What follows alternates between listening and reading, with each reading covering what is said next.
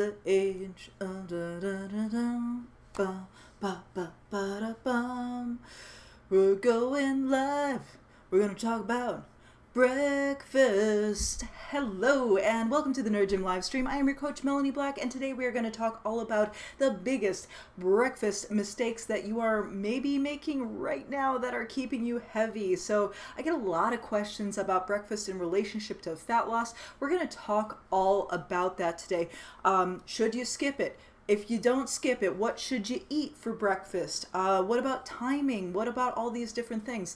What can I eat for breakfast that will accelerate my fat loss? I don't know what to eat for breakfast. Help me. These are all questions that I get very, very commonly when we're going into a new meal plan. When we're breaking old habits, it can be really, really difficult to know exactly what to do.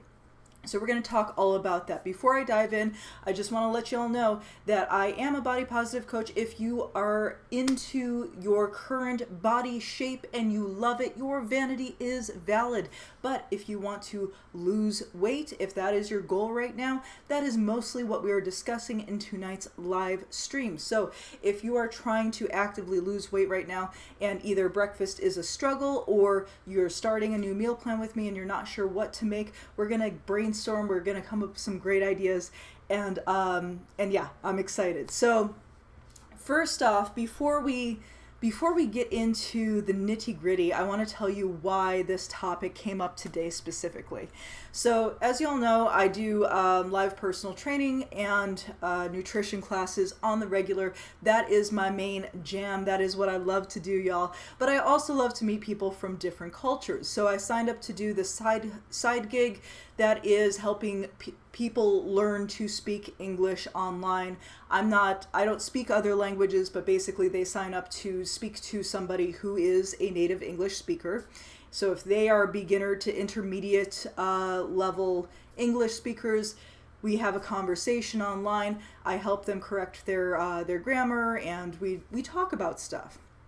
And it's been a really interesting gig, and I've noticed that, and I love meeting people from different cultures, from all around the world.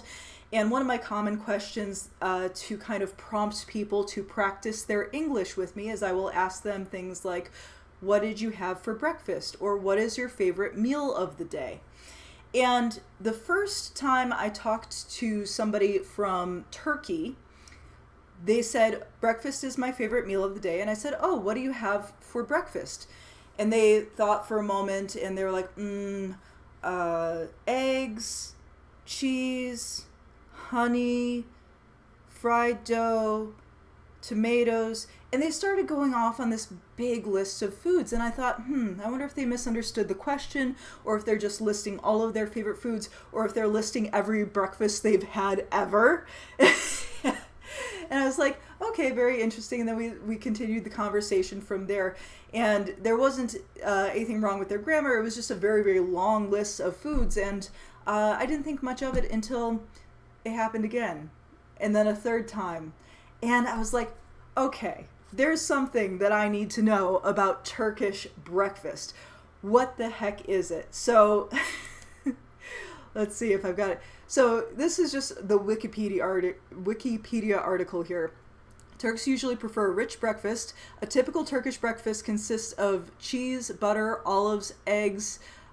This dish right here, which is like a tomato-y thing. Tomatoes, cucumbers, jam, honey, spicy sausage, fried dough, as well as soups. So, and eggs and oil. What else? So it is wild. It is like this total crazy smorgasbord of a thing that they eat for breakfast. Like all of these different foods. And some of them are sweet with honey and fried dough, and some of them are savory and vegetables and eggs and all of these things. And I'm thinking, damn, yes, if I had that for breakfast, you're darn right that would be my favorite meal of the day. So why am I talking about Turkish breakfast and this giant meal, especially if your goal is to lose weight, right? If your goal is to lose body fat, the common thinking is, I want to eat less, not more, right? Not necessarily. So breakfast is a very interesting meal. It is the meal that breaks your overnight fast, right? And intermittent fasting is a big trend in the US right now. People saying, oh yeah, skip breakfast, have like a small eating window, 8-hour eating window, something like this. Now, I will tell you that from the experience, my experience working with literally thousands of people on their fat loss journey at this point in my career, there are very few people that do really well for fat loss with intermittent fasting.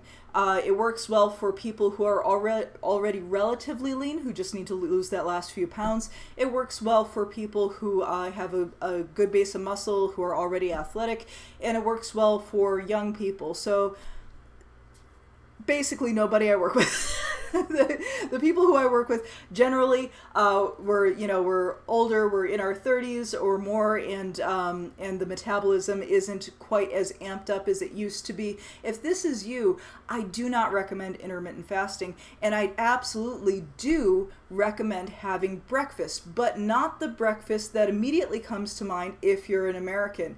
If you are an American, when we think breakfast, we're thinking things like pancakes, cereal, waffles, and then if I say healthy breakfast, you think like, oh, what, like oatmeal, granola, maybe some eggs, like an egg white omelet, something like that. When you think of breakfast, don't think about breakfast food in the American sense. This is not going to help you. Now, I will say that when you first wake up, your body is the most insulin sensitive that it's going to be for the entire day, meaning that it is a great time to have some carbohydrates, bring those carbohydrates into your system, yes. So I'm saying yes, and we're using improv rules with breakfast, okay? Turkish breakfast rules. So yes to the carbohydrates, and also we want to add in some protein, we want to add in some vegetables, we want to add in some volume. So my most successful fat loss plans are high volume, low calorie. It is a lot of food. People are often shocked at how much food it is. They're like, oh my gosh, can I really eat this much and still lose weight? Yeah, totally. Do we need to create a caloric deficit to lose weight? In general, yes. For 99.9% of people, caloric deficit is absolutely essential for fat loss. The other 0.1% are people who have trashed their metabolism from over dieting, who need to increase the calories before we can decrease. So we want to start with breakfast, and we want to pace ourselves throughout the day. If you cram all of your eating into one small eating window, what you end up with is your body is not able to actually use all those calories right away. And what happens when your body can't use calories right away? It stores them, right?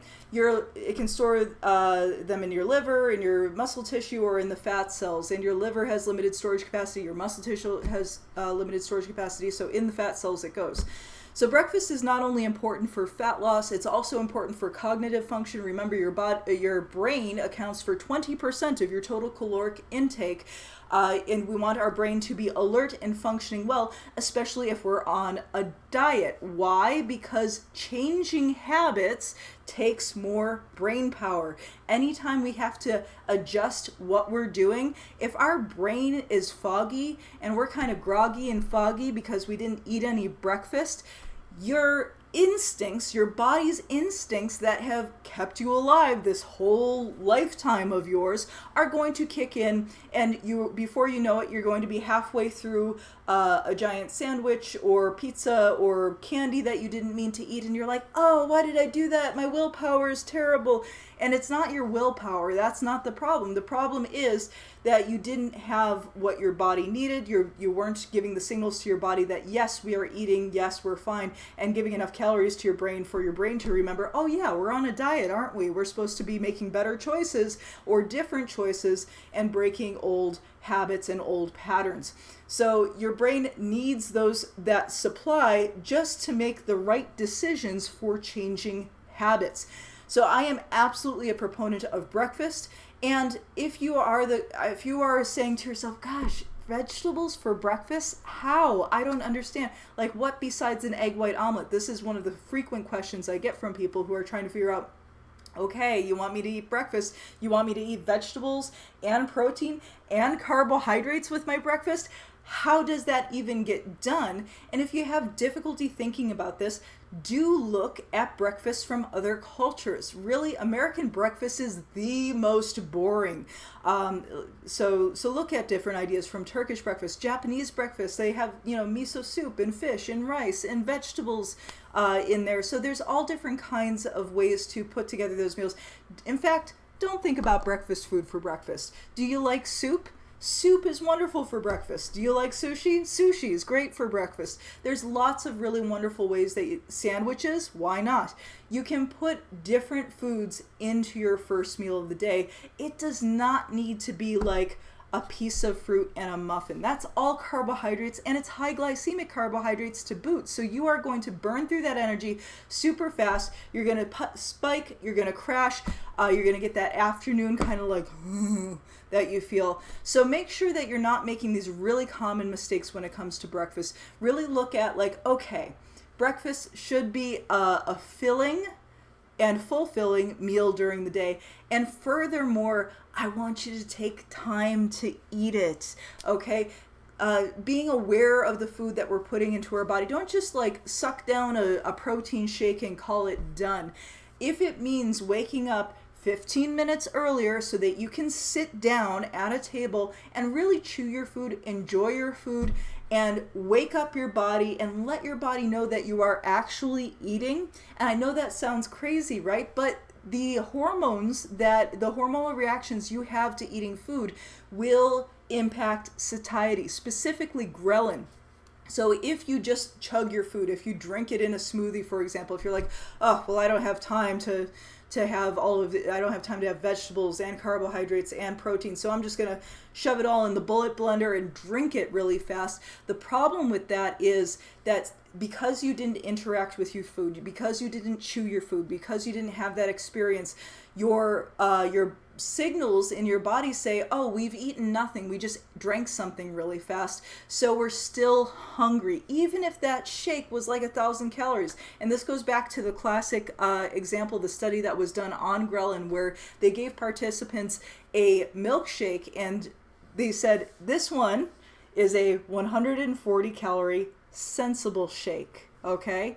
So the participants thought, 140 calorie sensible shake, that's a diet shake, that's not very many calories. So they drank the shake, they tested ghrelin levels before and after, and found that those participants who drank the 140 calorie sensible shake, their ghrelin levels remained flat, which means they were the same amount hungry after having had that shake as before.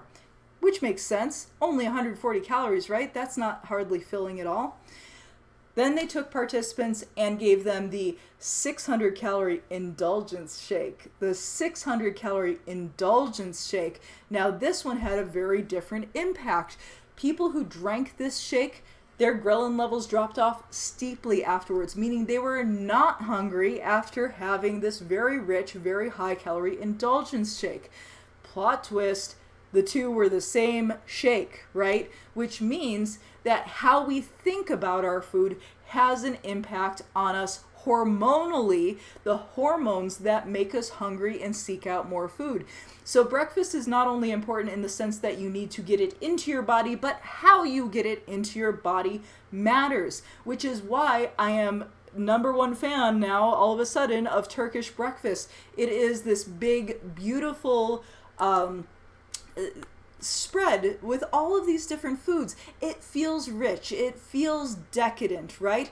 And you do want a breakfast to feel rich and decadent, but not in the sense of like IHOP decadence where you have just this giant stack of sugar and simple carbohydrates. We do want different foods and different flavors, and when we do that, you are going to be more satisfied for longer during your day. You are going to be giving your body the nutrients it needs to kick off the day right, because not only do we want to impact our ghrelin levels, not only do we want to give the brain what it needs to function. Remember that having carbohydrates is super important for brain function, but also the protein that is in a good breakfast is going to help with all of your metabolic hormones, stuff like insulin and glucagon, all of these different metabolic hormones that regulate your body fat. Those hormones are all made out of protein, right? So it's not just for your muscles. Even if you don't have a goal for yourself physically to gain muscle mass, you should still be getting adequate protein. So think of your breakfast in terms of being something that should be fulfilling, something that should be making time for yourself. We have a very go, go, go culture in the US, and it's really worth slowing down and taking a moment. In fact, if we're talking about US breakfast or lunch, dinner, I go brunch. Think of it like a brunch, right? Because we tend to slow down a little bit at brunch. We'll have some sweet, we'll have some savory, we'll have some different things, and we're going to slow down and we're going to enjoy it more. So think about making yourself something that you're going to really sit down, you're going to eat it, you're going to enjoy it. It's going to be filling and fulfilling. And then you will have the fortitude and the energy later on to make better decisions. I think too often when we skip breakfast, we're thinking, oh, well, I'm not hungry right now. Right now, first thing in the morning when I wake up, I'm still in the fasted state and I have all this willpower, right? Because you maybe just woke up and you're fresh. If you're a morning person, I don't know. But if you are in that state of like, oh yeah, I can wait, I don't have to eat right now.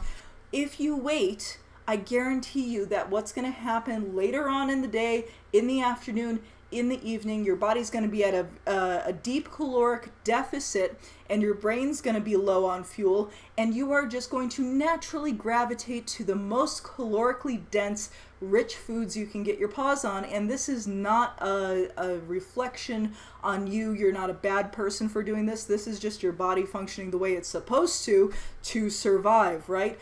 This is how a human do, that we seek out calories and we get them. So if we're not being proactive with feeding our body high nutrition, lower calorie foods, lower glycemic index foods, then we are really shooting ourselves in the foot when it comes to fat loss. Not only that, we're needlessly torturing ourselves. Fat loss is a long process. It is not a fast process. Even if you're at a nice steady clip of 2 pounds per week weight loss, fat loss, you are going to maybe take a while to get to where you want to be.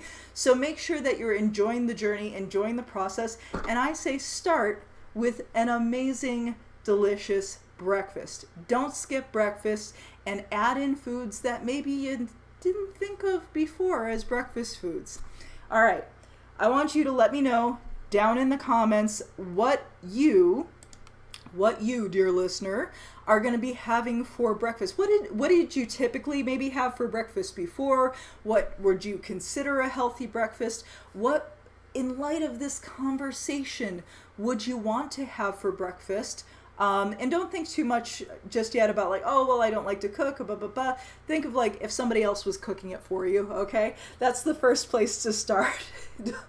Don't put too much pressure on yourself. Start by just brainstorming, oh, well, if I could have anything for breakfast and I didn't have to cook it, what would it be to help me with this journey that I am on for my body physically? And even if you're not on a fat loss journey, I still recommend this just for general health and for muscle building and all these other things. So that you really can't go wrong with having a good, diverse breakfast with protein, carbohydrate, and vegetables all in there.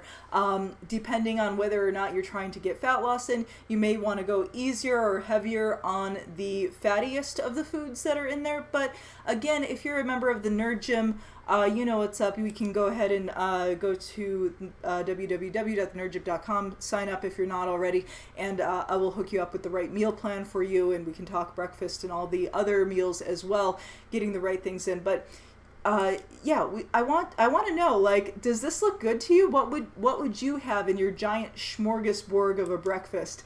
Go ahead and drop it in the comments. Let me know your questions, and I will answer them on future Nerd Gym live streams. Okay, I will see you next time. I am Coach Melanie Black, and stay awesome. Keep doing it. Keep doing the dang thing. You can do this. I believe in you. It's gonna be great. Okay, talk to you soon. Bye. Bye. Bye. Bye. Bye. Bye. Bye. Bye. End in the live stream. Yeah.